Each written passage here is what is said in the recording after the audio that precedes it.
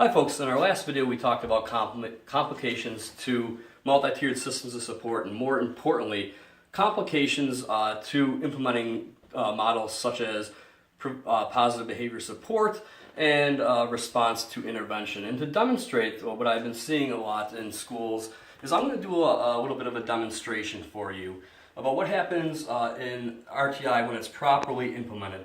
And right here I have my response to intervention, or PBIS, funnel of fun. And we talked about the funnel, and we talked about how it provides a series of interventions to remediate children's deficits. So each one of these gumballs represents a child, and most children should respond to our first tier of intervention in the green. Okay? But some children have difficulty, and they need more support, and they might fall through the cracks of the green level due to not responding to interventions. And they might fall to the yellow, the tier 2. Some children, though, may have very much difficulty with tier 2, not respond to intervention again, and may need additional supports. And they fall to the tier 3 level. And some children eventually fall all the way to the bottom. Okay? Like that, and that's the bottom. And that means that kids who don't respond to intervention usually need special education. And it's this minute amount of children that may need special education services that have obviously fallen through the cracks of our response to intervention PBIS models or social emotional support models. Now, what I typically see in districts that fail to implement response to intervention properly is that they are using not a funnel-like approach, but they're actually using more of a tube-like approach. So in order to demonstrate this a little bit of a more grander scale, I've developed the response to intervention funnel of fun. Okay, now properly implemented, obviously we know, just like I showed you, kids are going to respond to intervention. Alright, most kids are, and they're not going to make it through. There's my children. None fell through. They all stayed up at tier 1 level of support. But then we have some other children who might have a little more difficulty, as I said before.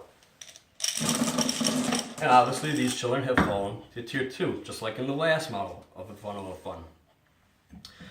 But some children just may need some more support.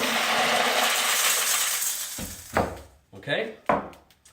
And obviously some of them have made it to special education. As I was saying, some districts, we're going to have a mess to clean up around the house later, but some districts have what I call a tube-based system. They have not developed proper interventions.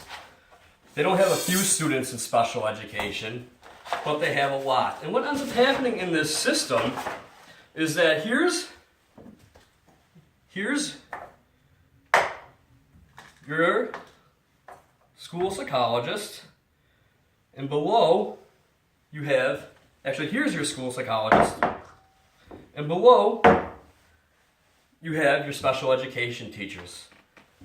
And in this model, the tube model that a lot of schools I see are implementing, there is no tier 1, tier 2, tier 3 interventions. In fact, response to intervention and PBIS and social emotional PBIS are just seen as ways to get kids into special education, a tube-based support. Now here's my school psychologist. I'm going to put him here. My school psychologist is here. Alright? And here's my special education teachers. And in a tube-based model of support, if it ever stays, what we find is that we refer and over-refer children, which of course breaks down the structure of multi-tiered systems of support and ends up not letting children receive individualized instruction. So rather than children receiving individualized instruction, the system becomes flooded.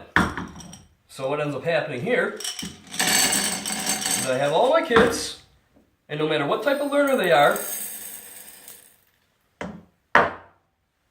they go right through into special education, which drowns my school psychologists, drowns our teachers, who are special education teachers,